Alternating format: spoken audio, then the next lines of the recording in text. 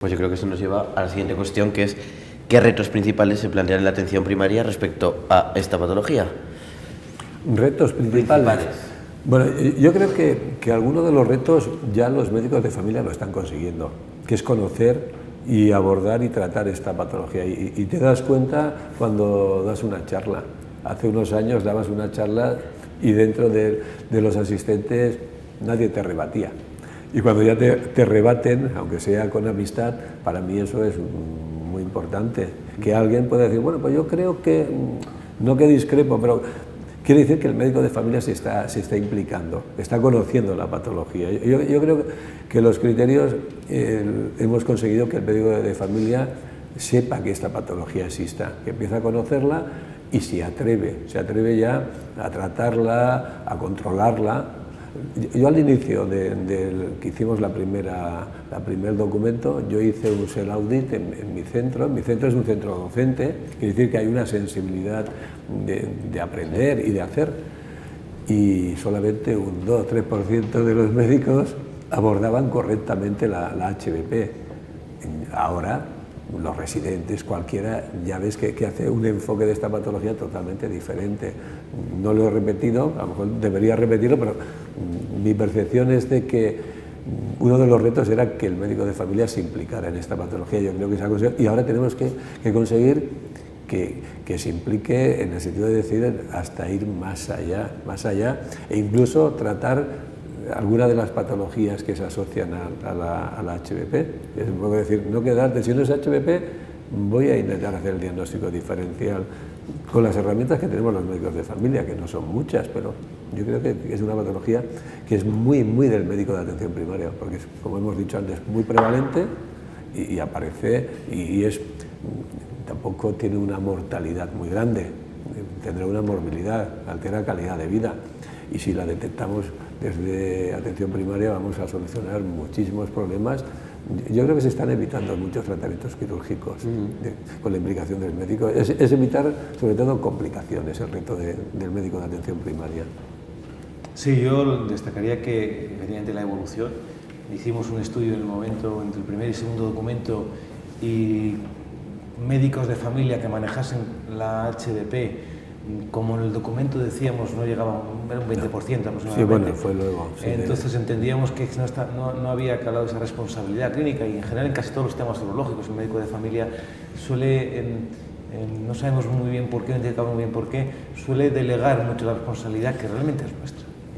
Y además es más eficiente para el sistema y para el paciente es mucho mejor, como en la mayoría de las patologías que manejamos, que el protagonista principal es el médico de familia. Entonces, como retos, yo creo que sí, seguir asumiendo esa responsabilidad, y el reto que no depende de ellos es porque muchas de las implicaciones de los profesionales se producen cuando realmente la propia institución considera que es una patología que merece la pena ser evaluada o seguida en cuanto a cómo se están haciendo las cosas. Yo creo que implementar indicadores de asistenciales dentro de lo que es nuestra actividad rutinaria, y yo vuelvo a repetir, no es hacer una patología de lo que no es, sino es sacar a la realidad una patología que existe, que está generando morbilidad. Efectivamente, esto no mata a nuestros pacientes, pero sí que les condena una serie de hábitos y de morbilidades o de complicaciones que van a suponer coste para el paciente en primer lugar y coste para el sistema. Entonces, yo creo que sí que hay que dar esa importancia, y bueno, muchas de las formas es, aparte de indicadores, dando recursos. Yo antes lo he dicho ante Francisco y a lo mejor los compañeros de urología, pero no cuesta tanto tener un flujómetro en una consulta de atención primaria, saber interpretarla. En las consultas tenemos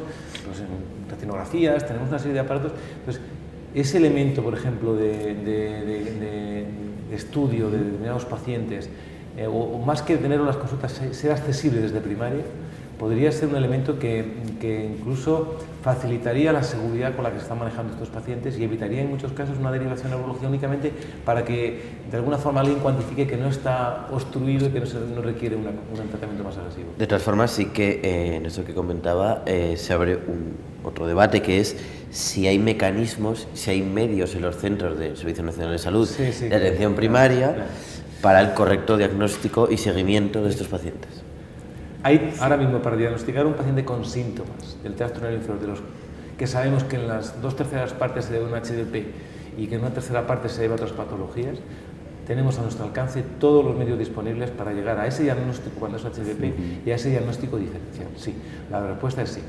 Ahora, lo que yo creo, y es que ya que nos vamos a explicar el seguimiento, quizás, si he hecho en falta, no sé si Ana Francisco tiene otra idea, pero he hecho en falta que si además, ya cuando tienes HPP, tuviese esa posibilidad, no digo que tengamos en los centros, pero sí de acceso a completar el estudio en aquellos pacientes que ya llevas un seguimiento y que tienes sospecha de que pueda requerir la cirugía o no, o que pueda requerir la cirugía al urólogo o no. A lo mejor esa posibilidad de hacer una flujometría como complemento, que en algunas sociedades la recomiendan incluso como obligada, nosotros la hemos puesto como recomendada en determinados pacientes y la hemos sustituido por la ecografía. Entonces, la primera pregunta es sí, y la segunda, nos gustaría que además tuviésemos ese recurso adicional para poder estudiar mejor a los pacientes. Como tú dices, si esta entrevista llega a alguien que tiene una capacidad de decisión, pues que sí. Le pedimos que nos deje tener flujómetros en atención primaria o posibilidad de que nuestros pacientes, no todos los pacientes, posiblemente no hace falta que todos los pacientes que vengan con síntomas por HPP necesiten esta prueba. Pero una cosa es dejar al criterio del médico. Este paciente, como yo le comentaba antes, que aprecio que puede tener unas características que yo quiero evaluar, que le he realizado una ecografía y tiene un poquito de retención, y quiero ver si además de la retención, próstata grande y un PSA un poquito por encima de lo que consideramos un valor de falta de riesgo, pues a este paciente a lo mejor una flujometría a mí me quitaría de mucho temor por si este paciente va a tener una complicación. El flujómetro, bueno, es la fuerza que tiene la orina al salir en el primer segundo, el Qmax, que me va a dar mucha información. Se sabe que por encima de 15 mililitros sería lo normal en un segundo, por debajo de 10 me está indicando que hay una obstrucción, y entre 10 y 15 aquí influye el factor de la edad. En un paciente de 80 años, pues a lo mejor tener 11, 12 sería normal. En un paciente joven de 40 o 50, si tiene 11, 12, me está indicando que aquí hay algo que yo tengo que mirarlo con más detalle, ¿no? Yo pienso que... Y luego otro aspecto que antes no lo he comentado, yo creo que también tenemos que contemplar que el HPP sea una patología que a los médicos de familia se nos pida que diagnostiquemos, porque no está entre nuestros objetivos. Nos piden que sepamos cuántos diabéticos tenemos, cuántos hipertensos tenemos, si un paciente fuma, si no fuma. A mí, donde yo trabajo, a mí no me piden que yo diagnostique, y si lo hago bien, mis objetivos van a ser exactamente los mismos. No me solicitan si yo sé diagnosticar a estos pacientes y si el tratamiento que yo estoy dando es el adecuado según las características de este paciente. Claro, yo destacaría que es una enfermedad que está infravalorada por el propio paciente, que identifica los síntomas como normal, si es con la edad, infravalorada por los propios médicos, que no somos proactivos en detectarlo cuando sabemos que detrás de esos síntomas hay un HDP u otras patologías que tenemos que diagnosticar y tratar, infravalorada por la administración, la administración sanitaria, porque no es consciente de que esos pacientes están consumiendo recursos y que consumirían recursos de una forma más eficiente si se les tiene identificados, controlados y seguidos de la forma más correcta. Entonces creo que negar la evidencia en que es una patología que está ahí no conduce a un buen manejo asistencial, y sobre todo no implica a los profesionales si tú no lo tienes ligado a este registro de indicadores. En este tema hablábamos de los medios, pero vamos a hablar de la formación para aplicar con rigor y buenas prácticas esos medios. ¿Existe la formación oportuna en atención primaria para que los facultativos puedan abordarla de una manera solvente? Yo no le puedo decir si es oportuna o no es oportuna. Yo sé que sí que se está haciendo formación.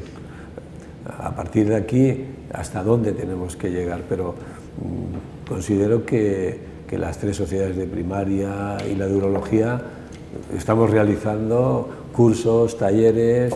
Nosotros mismos vamos a organizar a finales de mes en Girona unas jornadas y vamos a hacer un taller de abordaje de los síntomas del tracto urinario inferior en el varón. Ya no decimos ni de HPP, es un poco decir, aprender a enfocar a este paciente que te viene con un síntoma que yo no sé por qué se produce, y a partir de aquí la toma de decisiones se está haciendo.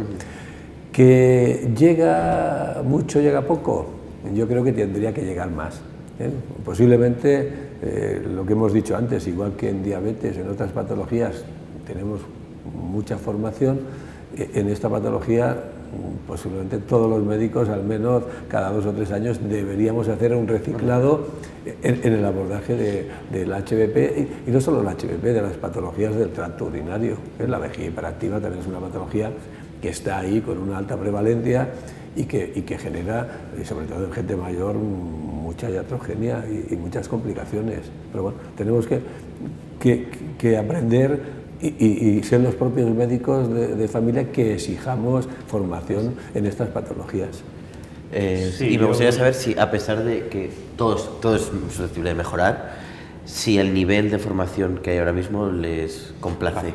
A ver, la accesibilidad de los profesionales a la formación en esta patología creo que es posible y es accesible, porque hay una oferta de formación. Y como todo es la motivación, y la motivación del profesional viene porque se encuentra en la consulta con casos, o bien porque de alguna forma se le obligue a asumir la responsabilidad clínica de esos casos. Entonces, yo creo que la oferta en diferentes sociedades está clara. La institución le está costando en incluirlo en sus... La institución, me refiero a las diferentes comunidades autónomas, entre sus planes formativos. Quizás ahí sí que tendría que haber un poquito más de proactividad por parte de las instituciones. Pero en general yo creo que la oferta está ahí, y que es una oferta que aquel profesional que quiere formarse en esta patología se va a formar.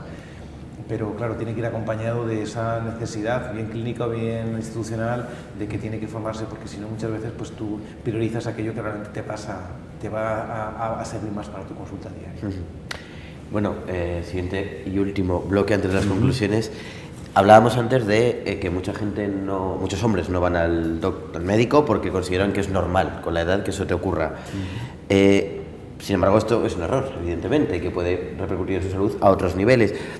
¿Está el hombre concienciado sobre el síndrome que le puede producir estos síntomas del tracto urinario inferior? ¿Se está haciendo una buena concienciación en el varón? Yo mismo puedo contestar. A ver, concienciado, yo creo que, a ver, hay de todo, hay de todo. Hay pacientes que no tienen síntomas y te piden que ya toca por la edad que me mire de la próstata. Entonces yo les pregunto, cuando usted me dice eso, ¿qué es lo que quiere? No, ellos lo que quieren es que les hagas un PSA. Entonces yo le digo que mirar de la próstata no solo es un PSA, que hay que hacer una exploración. Pregunta si tiene síntomas, si tiene alguna necesidad, porque a veces lo desconoce. Otros pacientes te vienen cuando ya la patología ha evolucionado y suelen venir por un síntoma que es el más frecuente que venga el paciente a la consulta, que es la nocturia, es levantarse varias veces por la noche. Ese es un síntoma que se ha visto en diferentes estudios, es el por el que acude el paciente a la consulta. Pero luego cuando tú le preguntas, resulta que además de la nocturia, que es lo que a él le molesta, te dice, no, yo hace tiempo que me cuesta empezar a orinar y veo que el chorro pues me sale en regadera y que a veces he de pararme varias veces o que me paso mucho rato orinando. Entonces ya me está indicando que posiblemente este paciente ya tenía una HBP iniciada, pero ha acudido cuando él tiene un síntoma que a mí me molesta, ¿no? Luego también pasa que los pacientes lo hablan entre los compañeros, ¿no? Y al mínimo síntoma, no, pues esto seguro que es de la próstata. Es un poco, te encuentras de todo. Yo creo que hay desinformación. Sí. Y yo creo que es, bueno, a la próstata se le... A ver, yo puedo decir, en Cataluña, cuando yo entro en mi historia clínica, si yo quiero poner paciente con síntomas del tracto urinario inferior, yo no puedo. He de poner prostatismo. Claro, esto es un poco decir... No siempre que hay síntomas la causa es la próstata, y esto pasa a nivel de calle. Si tienes que orinar mucho, pues a mí me operaron de la próstata, y esto posiblemente de la próstata no, a lo mejor esta persona tiene otra patología, ¿no?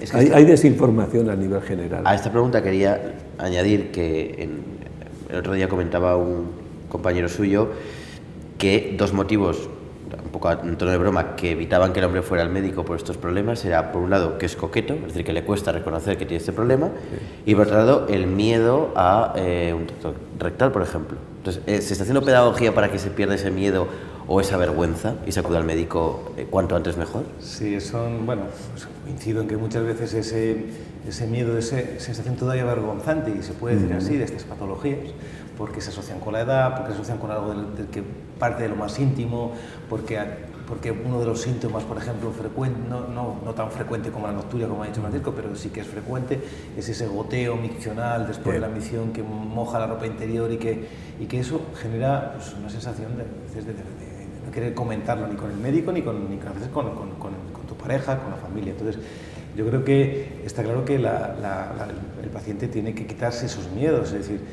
esto probablemente lo mejor que puede hacer con estos síntomas es que alguien se los diagnostique y le diga, ¿tiene usted esta patología?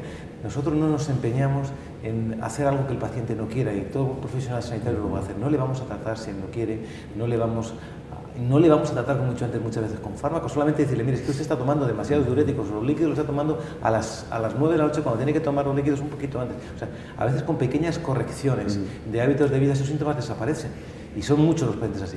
Y luego el tacto rectal, que evidentemente es algo que además forma parte de los mitos, ¿no?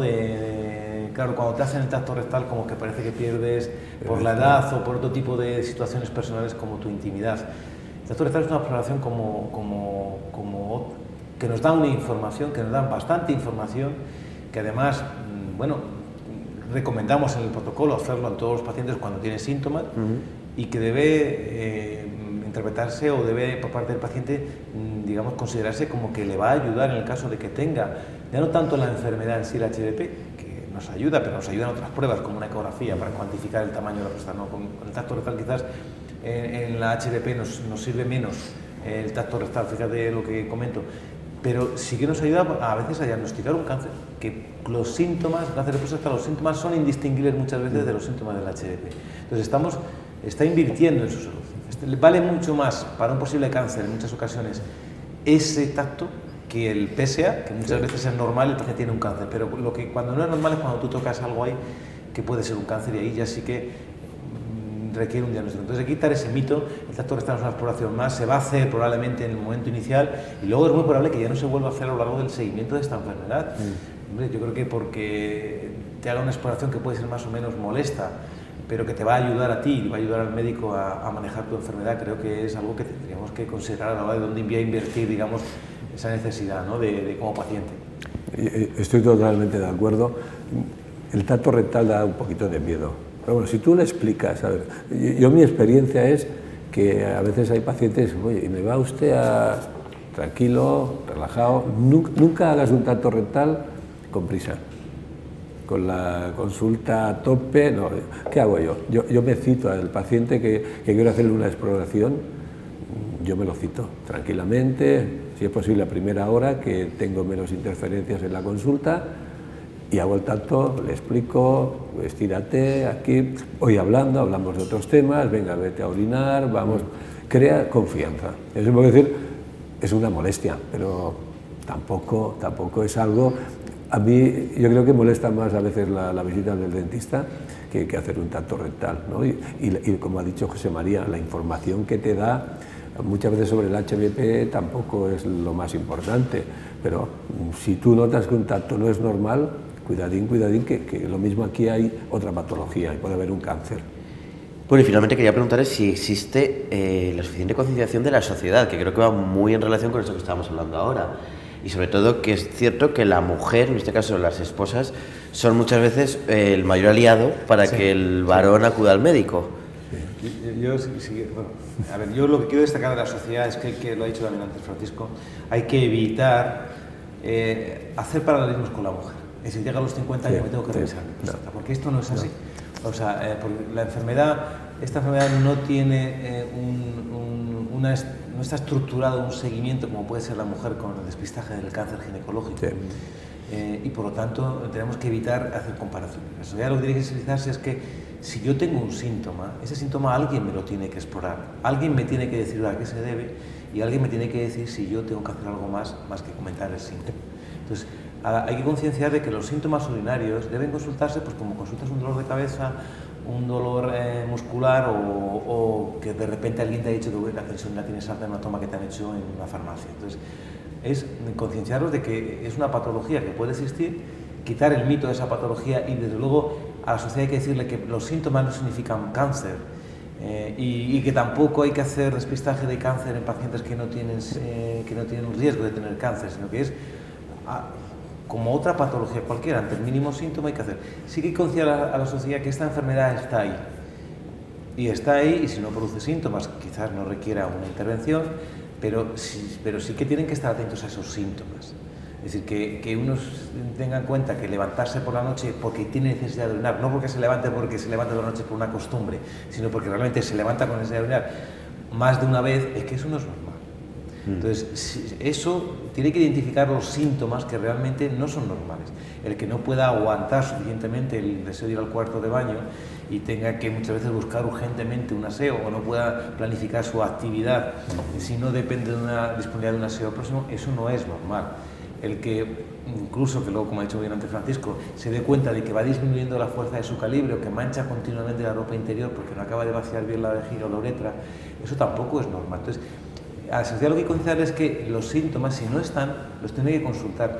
Nada más, no vamos a generar más expectativas. Usted consúltelos, que ya su médico de familia le dirá lo que tiene que hacer. Yo quería añadir, y has dicho antes una frase, estamos queriendo hacer un paralelismo entre la mujer y el hombre. La mujer se hace unas revisiones ginecológicas X, sobre todo para diagnosticar cáncer de cérvix, cáncer de mama. A nivel de cáncer de próstata, no está demostrado que un diagnóstico precoz en pacientes asintomáticos tenga ninguna utilidad, entonces no se recomienda. Otra cosa es que tú tengas unos antecedentes familiares de alto riesgo de cáncer de próstata. Si tienes síntomas, pues hay que descartar que pueda ser un cáncer. Pero de entrada, decir, todos los hombres vamos a tener PSA a ver qué pasa. Hay diferentes estudios que nos están diciendo de que la mortalidad es la misma, ¿no? Y esto, en cambio, en cáncer de mama es diferente. Entonces es un poco que no hagamos el paralelismo. Hombre-mujer, tengo la obligación. Otra cosa es que el hombre sepa que cuando tienes un síntoma micional, acude al médico, porque el médico te va a poder decir si es por un HBP, si es por otra patología, o incluso a veces puede haber una infección de orina, otras patologías, hasta un cáncer de vejiga. Y se han hecho estudios de pacientes que vienen espontáneamente a la consulta de primaria porque tienen un síntoma. Y lo que ha dicho antes José María, 70-75% tenían un HBP, pero de estos un 40% tenían una vejiga hiperactiva. Pero había un porcentaje no muy alto de pacientes que lo que tenían era un cáncer de próstata, un cáncer de vejiga, otras patologías. Si yo tengo un síntoma, consulta con tu médico. Si no tienes síntoma, pues a lo mejor no hace falta que... Puedes asesorarte, que te explique, pero no hay que hacer pruebas complicadas. No, en ese sentido la mujer también un poco a lo que sería esa cultura que se ha establecido de la desinhibición, de comentarlo con su entorno y de normalizar el problema. Sí, en este sentido hay que destacar que, como ha dicho antes Francisco, la causa más frecuente, uno de los síntomas más frecuentes por los que le llevan a consultar al médico al varón es la nocturia, y muchas veces es la mujer la que dice otra vez te estás levantando, es un comentario distendido, ¿no? Es decir, que es la mujer la que incita en ocasiones, o que se da cuenta que tiene dependencia de un aseo, o que se da cuenta de que mancha la ropa interior. Entonces muchas veces es la mujer la que conciencia al varón, es decir, tienes que acercarte a tu médico y comentar lo que te está pasando, ¿no? Entonces yo creo que sí que los familiares, en este caso la pareja, como familiar más directo y más próximo y más en contacto más íntimo, es la que muchas veces incita al enfermo realmente a que consulte por los síntomas. Entonces, sí que es cierto que concienciar al varón de que los síntomas hay que consultarlos, y cuando no haya síntomas, evitemos hacer paralelismos con la mujer, como ha dicho muy bien Francisco, ¿vale? Que si no hay síntomas no habrá que hacer nada, probablemente. Pero cuando hay síntomas, que lo consulte él, y evidentemente también si el familiar ve que su padre, su pareja, tiene o puede tener esos síntomas, pues hombre, la actitud evidentemente es voluntaria, ¿no? Pero sí que aconsejarle también, hombre, a lo mejor deberías de consultar estos molestias que tienes a tu médico, porque él te va a ayudar. Es que no hace falta tampoco generar más expectativas ni pensar que me va a suponer, sino bueno, vuelvo a repetir, es que todos consultamos cuando tenemos un síntoma y vivimos de la consulta a demanda. El 60% de nuestras consultas es alguien que tiene un síntoma y lo quiere consultar, pues este también lo tiene que consultar. Hombre, yo aquí añadiría, ¿cuál es el objetivo que debemos tener nosotros? Yo me acuerdo hace años, hace 20, 25 años, te encontrabas, sobre todo cuando estabas de urgencia, que te venía algún abuelito con una retención de orina y con un globo vesical. El objetivo es evitar esto. Y cuando tú preguntabas, digo, si hace mucho tiempo, y los mismos familiares digo, se levanta 7 veces cada noche y le cuesta, orina y a la media hora tiene que volver a orinar. Esto tenemos que evitarlo. Yo creo que ahora ya en urgencias no vemos tantos pacientes el día que estás de guardia con un globo vesical. A veces te encuentras alguno, pero esto, yo creo que estos documentos vamos a evitar estas complicaciones. Ese paciente que ya viene con una HBP súper evolucionada, que lo único que puedes hacer es poner una sonda y enviarlo al urólogo para que lo programe para operar. Esto lo tenemos que evitar. Bueno, y a modo de cierre, me gustaría que cada uno me diera sus conclusiones sobre esta patología, sobre los retos que puede tener en el futuro y su presente también, y lo que estamos consiguiendo, lo que están consiguiendo con este tipo de protocolos. Yo, mis conclusiones es que es una patología muy prevalente y por lo tanto tenemos que estar atentos los médicos y los pacientes que la pueden sufrir y sus familiares. En segundo lugar, y tiene relación con lo que he dicho anteriormente, que tenemos que diagnosticar los médicos la enfermedad y tenemos que diagnosticar, estudiar los síntomas que a veces nos va a llegar a diagnosticar la enfermedad. Es una obligación nuestra y por lo tanto no tenemos que evitar ese tipo de actitud por si acaso me va a generar o al paciente le va a suponer. No tenemos que el paciente tiene que consultar los síntomas, el médico tiene que actuar fundamentalmente a todo lo que te presenta síntomas, diagnosticar por qué están produciendo esos síntomas y tenemos que hacer mediante el protocolo una serie de pasos que están establecidos. Y luego también dejar claro que no todo diagnóstico requiere un tratamiento farmacológico, pero que sí que todo diagnóstico requiere una intervención sobre los estilos, hábitos de vida, sobre las medidas higiénico-dietéticas. Eso es fundamental, pero tan fundamental como pueda ser la medicación en aquellos pacientes que lo he dicho antes, Francisco, que lo pueden terminar. Hay que evitar que la enfermedad termine desgraciadamente en la cirugía, porque ese es el fracaso de la enfermedad. Y entonces en algunos pacientes, que no en todos, debemos de implicarnos en el tratamiento farmacológico, pero en algunos tenemos que saber identificar los que son más riesgo, ¿vale? Por eso el documento tiene precisamente ese valor, que es que deja claramente cuáles son las pautas a seguir. Y por último, y eso se ha dado muchas veces, es que hay que hacer un seguimiento de estos pacientes, porque a veces se diagnostica, se da una serie de consejos y ya no se vuelve a hacer un seguimiento del paciente. En el sentido de que ese paciente, como he dicho antes, va a evolucionar su próstata y por tanto puede evolucionar el riesgo o cambiar de riesgo. Y nos enteramos de que no hemos hecho nada cuando el paciente viene con una complicación con la retención que decía antes. Entonces, yo creo que esos son los retos, para mi punto de vista. Yo ya poco más puedo decir lo que acaba de decir José María. Yo insistiría que es una patología, como él ha dicho, prevalente, que altera mucho calidad de vida, que los médicos debemos conocerla, debemos implicarnos, que el diagnóstico no es un diagnóstico complicado, que se puede realizar con las herramientas que tenemos los médicos de atención primaria y que si el paciente necesita un tratamiento, habitualmente en un alto porcentaje el paciente vamos a poder solucionarlo desde la atención primaria. Y como ha dicho José María, el seguimiento lo tenemos con este documento muy bien estructurado y vamos a conocer a aquel paciente que no evoluciona correctamente y vamos a tener que saber también derivar ese paciente porque dentro de la atención primaria posiblemente no estamos consiguiendo el beneficio, ¿no? Pero básicamente es esto, que los médicos perdamos miedo a esta patología y que los pacientes confíen sobre todo en su médico de atención primaria. Yo quería sumar el seguimiento, porque a veces el seguimiento, ¿verdad? Sí.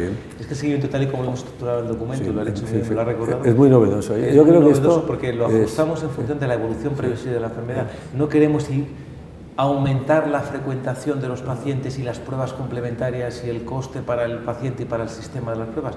Sabemos perfectamente cómo va a evolucionar la enfermedad en la mayoría de los pacientes y el seguimiento, ya lo puedo decir, no lleva más de 5 minutos de consulta y si me apuras un poco lo quieres hacer un poquito más completo, a lo mejor 7-8 minutos al año. al año en un paciente. Creo que si no haces un seguimiento dedicando esos 7 a 8 minutos, incluso esos 10 minutos que pedimos los médicos de familia por consulta, no es una inversión demasiado alta para la tranquilidad que va a tener el paciente y la seguridad que le vas a transmitir. No, y luego el documento, una cosa que yo creo que nos aporta la facilidad de individualizar el seguimiento según las características del paciente. Eso te lo deja muy claro. A todo el mundo a todos los pacientes no les vamos a hacer un seguimiento con PSA cada año.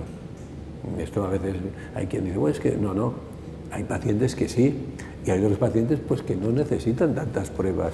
Y esto es un poco decir, pero va a depender mucho de las características y lo que tú en el seguimiento consigas. Pero yo creo que podemos decir que el médico de familia puede diagnosticar y tratar esta patología y seguir esta patología. Y si nos atenemos al documento, creo que en el 90% de las veces está muy claro lo que tenemos que hacer. Pues muchas gracias a los dos y gracias a vosotros. Creo que ya les ha resultado una conversación interesante. Muchas gracias. Muy bien, muchas gracias.